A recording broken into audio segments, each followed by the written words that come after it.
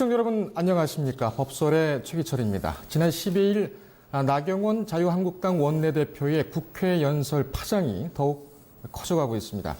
나 대표는 외신을 인용한 것이다 이렇게 비판을 비껴가고 있는데 더불어민주당은 나 대표를 국회윤리위원회에 제소했습니다. 자유한국당도 더불어민주당 지도부를 발언에 대한 방해를 했다 이런 책임을 물어서 역시 윤리위에 제소를 했습니다.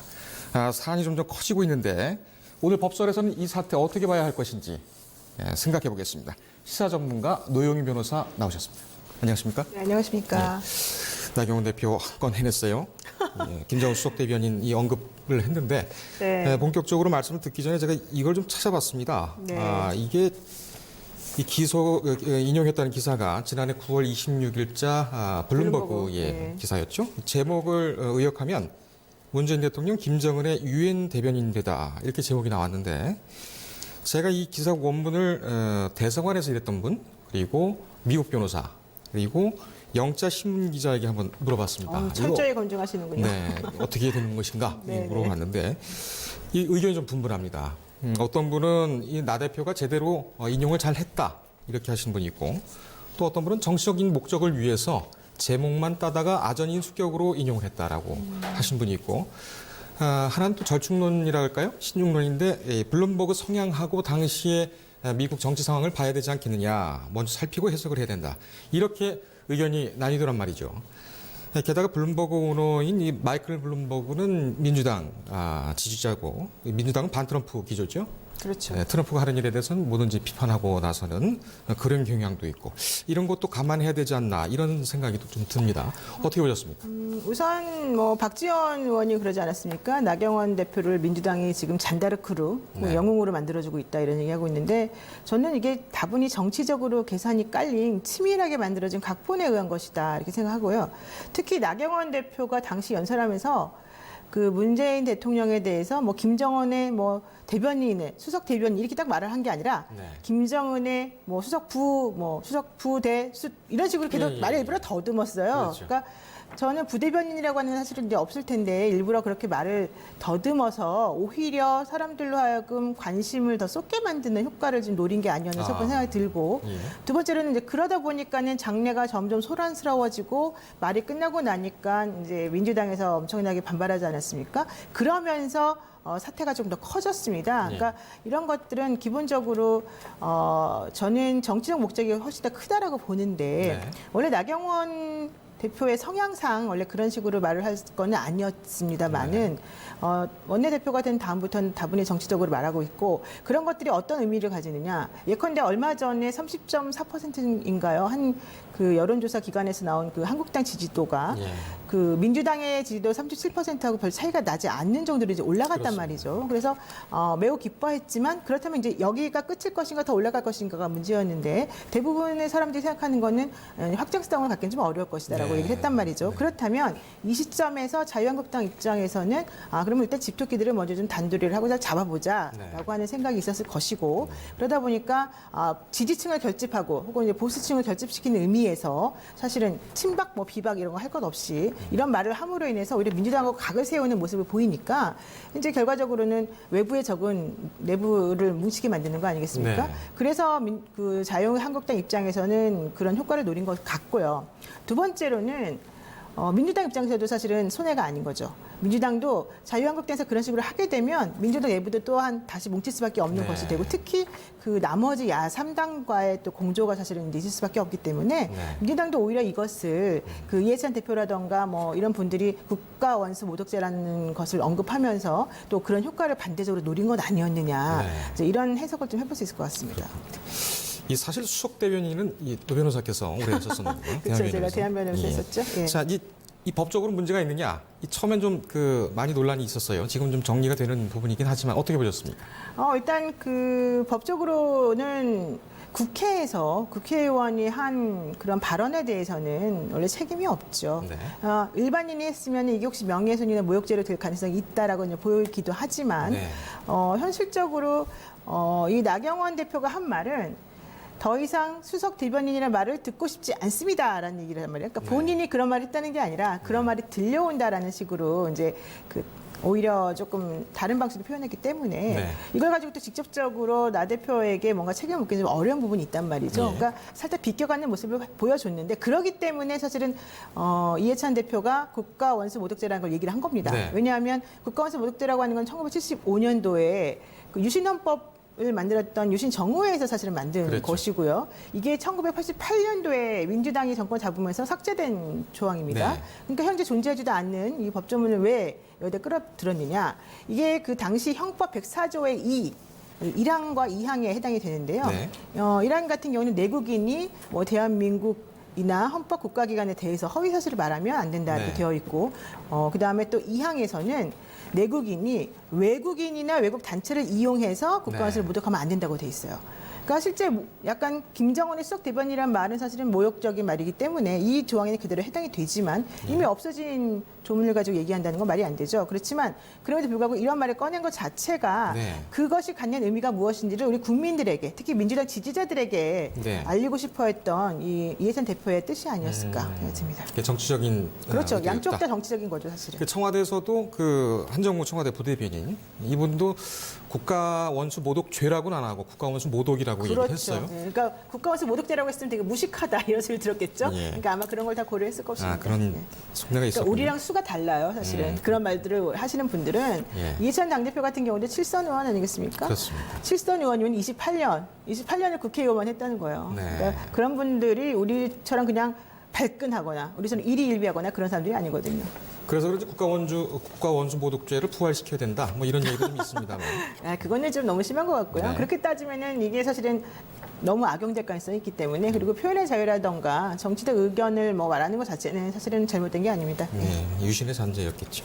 그렇죠. 자, 국회 윤리 제소를 했습니다. 양쪽에서 한 번씩 주고받았는데 이거 윤리 제소 대상이 됩니까? 어떻게 됩니까? 이제 민주당이 주장하고 나선 것은 국회법을 봐라. 네. 국회법 45조하고 46조가 있는데 45조는 질서 유지를 해야 되고 위반하면 안 된다라는 내용이 나와 있고 46조에는 네.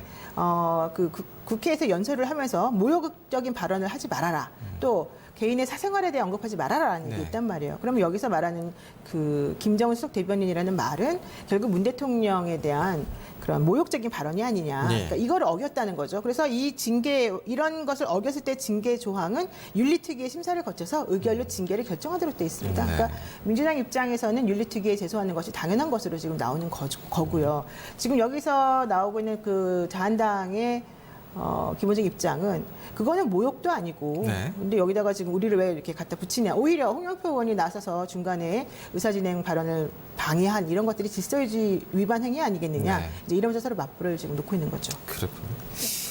자, 이 의원 300명 이상, 이 비례대표 연동형 비례대표제 네네네. 이 문제가 좀 사실은 좀 핫한 문제가 아니냐. 사실 그렇죠. 이게 보면은 그 헌법 정신에 반한다 이런 주장을 했어요. 그래서 요 대목을 제가 따왔는데 나 대표의 연설 대목을 따왔는데 네. 우리 모두 솔직해집시다. 연동형 비례대표제는 의원 정수의 무한 확대와 극심한 다당제를 초래하는 것 결국 의원 정수는 300석을 넘어서는 안 된다는 이 불문의 헌법 정신에 반한다 이렇게 돼 있거든요. 그러니까 그게 바로 이제 나경원 의원이 사실은 판사 출신이잖아요. 네.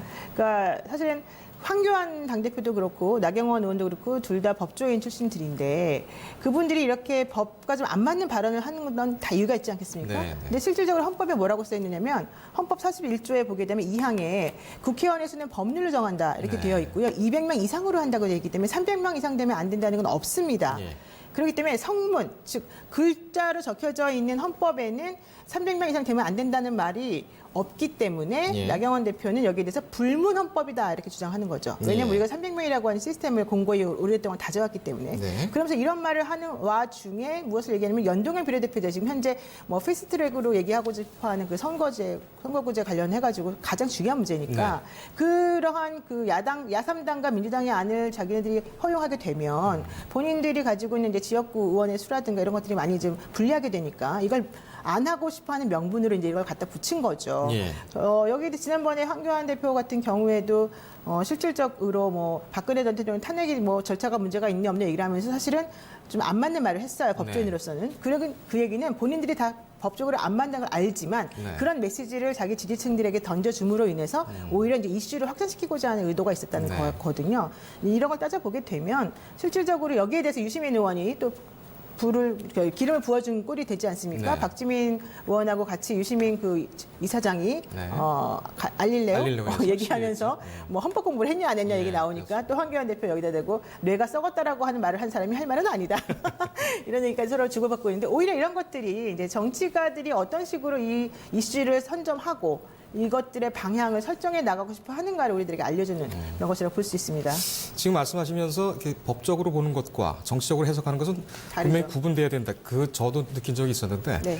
한 2년 전인가요? 그 한 중진 의원을 만나서 이런 얘기 저런 얘기 하다가 이런 것은 횡령 안 되겠습니까?라고 저는 계속 이제 주장을 했던 거고 네. 그 의원께서 말하셨던 게 그럼 법을 바꾸면 되지 뭐 이렇게 얘기를 하시더라고요. 그래서 뇌가 좀 저하고는 좀 다른구나 이렇게 그렇죠. 생각을 좀 우리 했었는데 그런 좋은 말로 유연하다 그러고요. 네, 네, 그다음에 나쁜 말로 무식하다고 합니다.